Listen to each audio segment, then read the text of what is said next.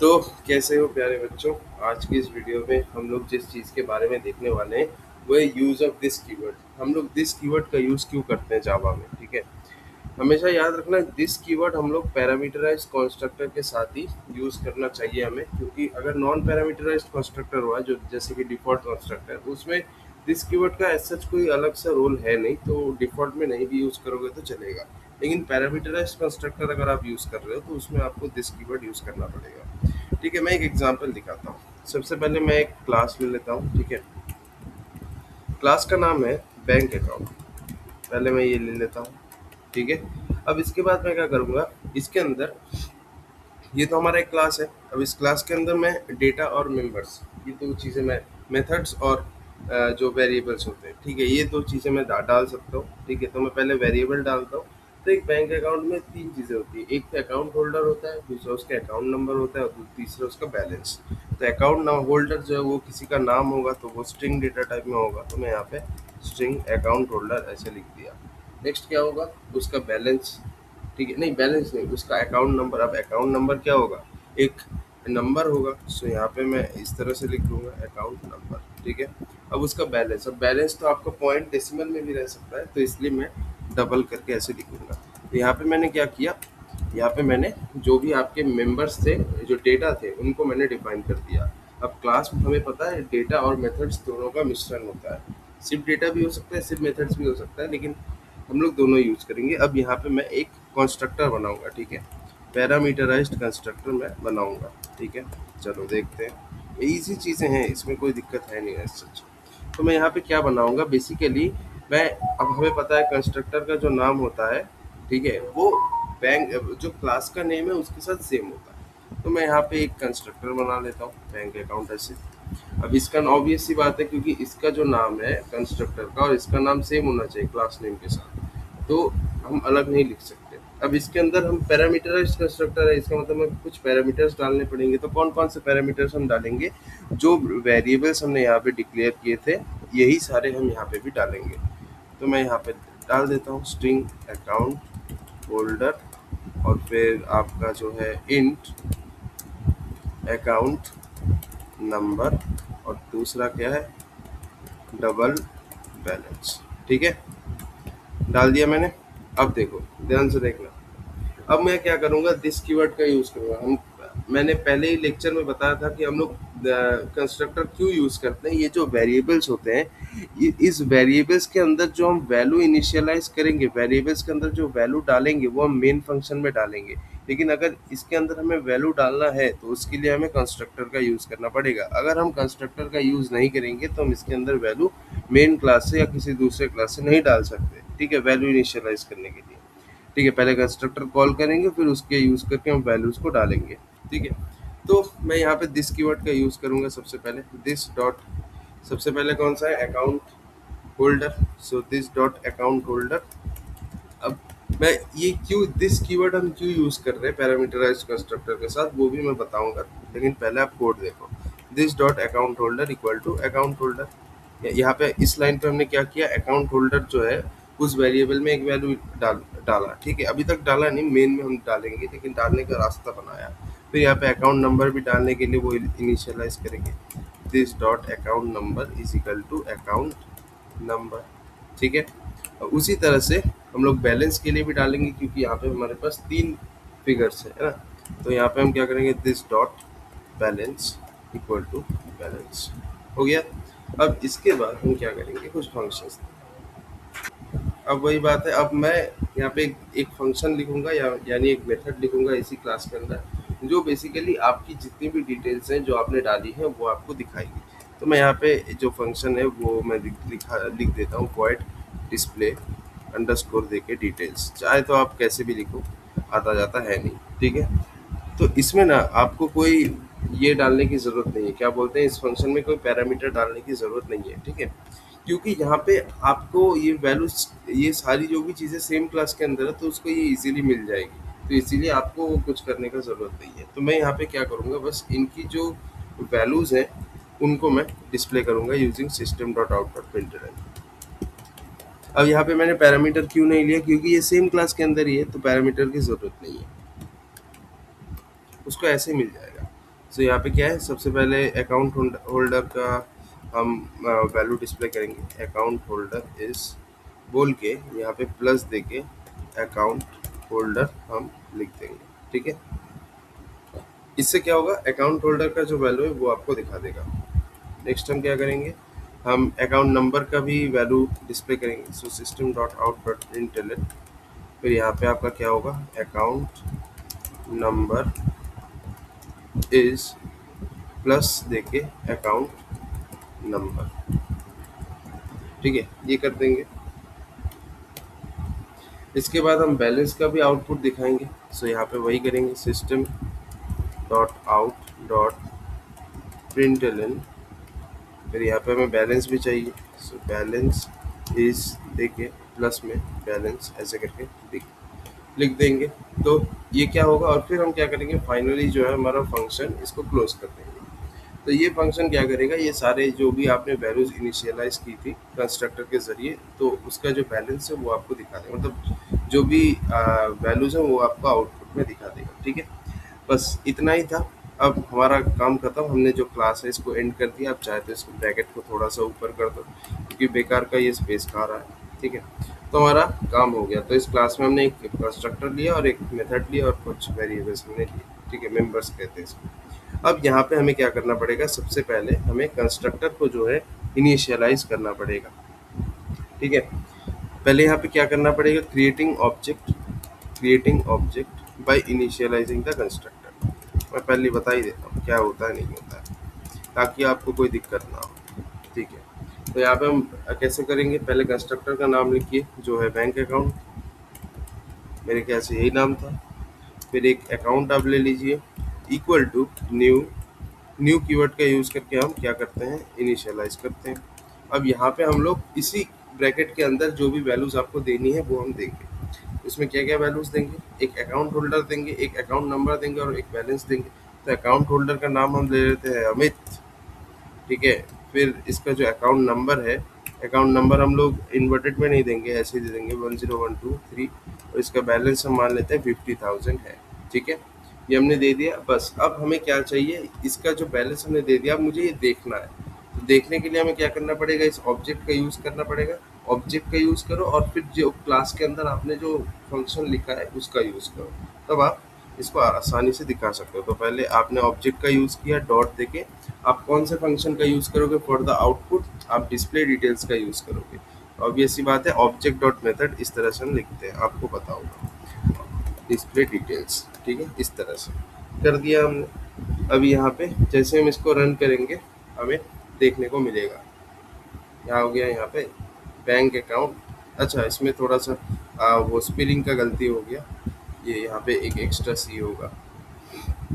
अब अगर हम रन करेंगे तो हमें देखने को मिल जाएगा दिस डॉट होल्डर। तो यहाँ पे मैंने एक सटल गलती कर दी। वो गलती ये है कि मैंने यहाँ पे जो है क्लास का नाम, आई मीन फंक्शन का नाम आई थिंक गलत लिखा है। ये न्यू बैंक अकाउंट होगा, ठीक है। चलो एक बार ट्राई करके देखते हैं। यहाँ पे कोई एक एरर है, this dot account holder equal to account holder, इसमें कोई दिक्कत है। चलिए देखते हैं, string account holder comma int account number double, इसमें क्या दिक्कत है, अभी थोड़ा देखना पड़ेगा। चलिए एक बार देख लेते हैं क्या दिक्कत है। हाँ देखिए, तो अकाउंट होल्डर बता दिया गया है, अकाउंट नंबर भी बता दिया गया है और बैलेंस भी बता दिया गया है। इस तरह से आप चाहें तो और भी ऑब्जेक्ट्स बना सकते हैं, कंस्ट्रक्टर कॉल करके नए नए ऑब्जेक्ट्स आप बनाएं और फिर आप उसमें वैल्यूज डाल के देख सकते हैं। चलिए एक और, मतलब 2-3 और करते हैं, ठीक है। तो यहाँ पे अगर हम एक और ऑब्जेक्ट बनाते हैं बैंक अकाउंट का ही, ये मान लेते हैं एक दूसरा अकाउंट बनाते हैं, ठीक है, बैंक अकाउंट ऐसे लिखा, फिर एक दूसरा account, account two equal to new bank account, इस तरह से अगर हम बनाते हैं और फिर यहाँ पे एक नया आदमी दे दिए आर्यन नाम से, ठीक है। इसका जो आईडी है 10124 है और इसका जो बैलेंस है ये हम मान लेते हैं 55,000, ऐसा कुछ है। अब फिर वही वही काम है account one dot display details की। अब मुझे अकाउंट टू का बैलेंस देखना है, तो वही अकाउंट टू अभी ऑब्जेक्ट है और कौन सा मेथड यूज़ करोगे आप, डिस्प्ले डिटेल्स मेथड को यूज़ करोगे। तो आपने जैसे ये किया आपको जो है इसका भी बैलेंस देखने को मिल जाएगा, इसका पूरा बायोडेटा देखने को मिलेगा। देखो यहाँ पे अकाउंट होल्डर का नाम बता दिया गया है, अकाउंट नंबर भी बता दिया गया है और बैलेंस भी बता दिया गया है। तो ये होता है पैरामीटराइज्ड कंस्ट्रक्टर। अब सवाल ये उठता है कि दिस कीवर्ड हमने यूज़ किया क्यों। ठीक है, इसको समझने के लिए सबसे पहले हम क्या करेंगे, ये जो दिस कीवर्ड है इसको हम हटा देते हैं। ठीक है, इसको हम हटा देते हैं। अब हटाने के बाद हम इसको रन करते हैं, आपको समझ में आ जाएगा कि क्या दिक्कत हो रही है। तो आपने देखा यहाँ पे आपको क्या देखने को मिल रहा है, अकाउंट होल्डर आपका नल है, अकाउंट नंबर 0 है, बैलेंस 0 है, हर चीज़ आपको 0 नल 0 नल। इसका मतलब क्या है, इनिशियलाइज नहीं हो पा रहा है, क्योंकि देखो लेफ्ट साइड जो कंपाइलर है जावा का वो कंफ्यूज हो जाता है, क्योंकि देखो लेफ्ट साइड में भी अकाउंट होल्डर है, राइट साइड में भी अकाउंट होल्डर है, इधर भी है इधर भी है, तो उसको समझ में नहीं आ रहा है कि मैं वैल्यू डालूँ तो डालूँ कहाँ पे, इसमें डालूँ या इसमें डालूँ, दोनों तो सेम ही है, उसको समझ में नहीं आएगा। इसीलिए हम लोग दिस कीवर्ड को यूज़ करते हैं ताकि कंपाइलर को समझ में आए कि मुझे वैल्यू एक्चुअली में घुसाना कहाँ है।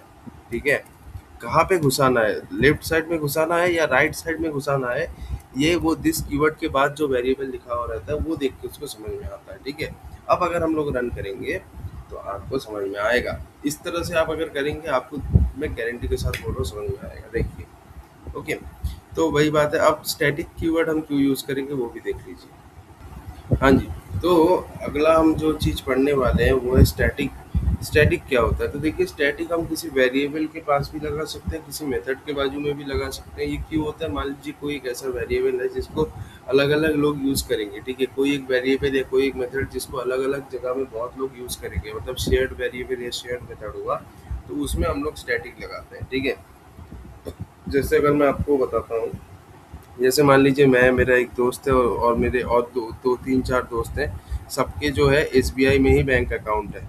तो उस टाइम में अगर हमें बैंक नेम बार बार अगर हम लोग इनिशियलाइज करेंगे कि एसबीआई एसबीआई एसबीआई, वो थोड़ा दिखने में ख़राब लगता है और वो टाइम कंज्यूमिंग भी है, क्योंकि हमें पता है हम सबके अकाउंट्स एसबीआई में ही हैं। तो हम लोग एक काम करेंगे, एक ऐसा वेरिएबल बना देंगे जो कि सभी में शेयर होगा और वो स्टैटिक वेरिएबल होगा। क्यों, क्योंकि हम लोग सब उस वेरिएबल को सबके साथ शेयर करेंगे, इसलिए हम स्टैटिक लिखेंगे। ठीक है, और उसमें क्या होगा, वेरी बैंक का नाम स्टोर होगा जो है एसबीआई। चलिए देखते हैं क्या है, स्ट्रिंग होल्डर नेम। ठीक है, एक स्ट्रिंग ले लिए, तो यहाँ पे अकाउंट होल्डर सबसे पहले हमने लिख दिया। ठीक है, और फिर यहाँ पे हमने स्ट्रिंग एक दिया। तो यहाँ पे हम एक ही बैंक नेम होगा, सबका एसबीआई में ही अकाउंट है, तो हम यहाँ पे एक काम कर लेते हैं, सबका यहाँ पे बैंक नेम में एसबीआई कर देते हैं। ठीक है, अब ध्यान से देखना, एक मेथड हम बनाएंगे जो क्या करेगा, बेसिकली सबके डिटेल्स को दिखाएगा। सो यहाँ पे मैं वाइट डिस्प्ले डिटेल्स करके एक मेथड बना लेता हूँ, ये सबके जो भी चीज़ें हैं सारी की सारी चीज़ें दिखाएगी। जैसे आप मान लीजिए अकाउंट का जो होल्डर, अकाउंट होल्डर जो है वो दिखाएगा, बैंक नेम क्या है वो दिखाएगा, तो सारी चीज़ें दिखाएगा। तो यहाँ पे आपको लिख लेना है system dot out dot println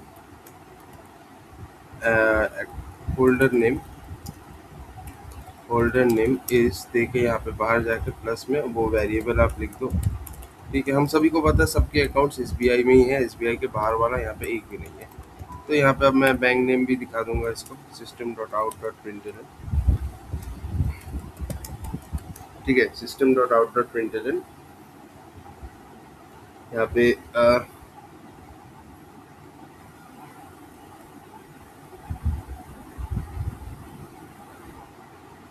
एक सेकेंड। तो अकाउंट होल्डर जो है वो तो हमें दिखाना पड़ेगा, उसके लिए कंस्ट्रक्टर लगेगा।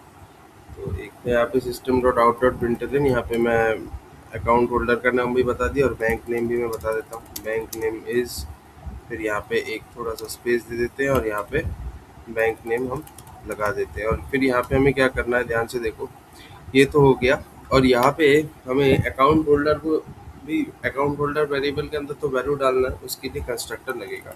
तो मैं यहाँ पे एक कंस्ट्रक्टर बना लेता हूँ जिसका नाम क्लास नेम के साथ सेम होता है, पैरामीटराइज्ड होगा। तो यहाँ पे हमें बस एक पैरामीटर डालना है विच इज़ अकाउंट होल्डर। ठीक है ना, ठीक है ओके। अब यहाँ पे बस हम लोग दिस कीवर्ड का यूज़ करके वैल्यू को इनिशियलाइज करेंगे। This dot account holder equal to account holder. आपको समझ में आ ही रहा होगा। अब हम लोग क्या करेंगे, ध्यान से देखना।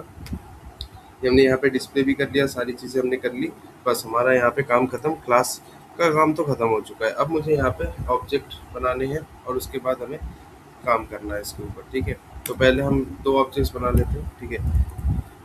जैसे पहले क्लास का नेम लिखो बैंक अकाउंट, फिर यहाँ पे ACC1 equal to new bank account SM कर दिए, ठीक है। ऑब्वियस सी बात है, यहाँ पे हमें कंस्ट्रक्टर के अंदर जो है सिर्फ नाम डालना है अकाउंट होल्डर का, ठीक है। तो मैं यहाँ पे डाल देता हूँ, क्योंकि बैंक नेम तो कांस्टेंट है, स्टैटिक है, वो चेंज नहीं होगा, सबका सेम ही होगा, तो इसीलिए वही रहेगा, है ना। और फिर एक और ऑब्जेक्ट बना लेते हैं, बैंक अकाउंट, ठीक है, ACC2, और यहाँ पे वापस से कंस्ट्रक्टर को कॉल कर लेते हैं न्यू बैंक अकाउंट, और इसके अंदर भी हम एक वैल्यू डाल देते हैं जो है सुमित। बस अब मैं इनके डिटेल्स को देखना चाहता हूँ, तो बस यहाँ पे मैं वही दो फंक्शंस लगाऊंगा, अकाउंट1 डॉट डिस्प्ले डिटेल्स, ठीक है, और अकाउंट2 डॉट डिस्प्ले अंडरस्कोर देके डिटेल्स। बस हो जाए। हाँ। हम्म। तब जैसे मैं दबाऊंगा रन पे, आपको देखने को मिलेगा क्या हो गया, स्ट्रिंग हो गया ना। अच्छा अच्छा, कोई बात नहीं। अकाउंट होल्डर यहाँ पे मैं 3 बार वापस से, कोई दिक्कत हो रहा है मेरे को, पता नहीं, हाथ ज़्यादा चल रहे हैं आज। स्ट्रिंग होगा ये, है ना। चलो चलो देखते क्या आंसर आएगा। देखो, holder is Amit, bank name is SBI। मैंने SBI यहाँ पे इनिशियलाइज सिर्फ एक बार किया था, और यहाँ पे मैंने स्टैटिक कर दिया था, ठीक है ना, स्टैटिक कर दिया था, तो वही बात है। अच्छा, यहाँ पे मैं स्टैटिक लिखना भूल गया था। यहाँ पे ऑब्वियसली याद रखना, यहाँ पे स्टैटिक लिखना होता है। अगर स्टैटिक नहीं लिखेंगे तो फिर बात नहीं बनेगी, है ना। तो बैंक नेम मैंने SBI यूज़ कर दिया है, तो यहाँ पे देख ही सकते हैं, जो बैंक नेम है इसको आप चेंज नहीं कर सकते, ठीक है। तो यहाँ पे एक ही कॉपी है, अलग अलग ऑब्जेक्ट्स में यूज़ हुआ है, तो हमें अलग से लिखने की ज़रूरत नहीं है। सो यही था हमारा static keyword. Thank you for watching.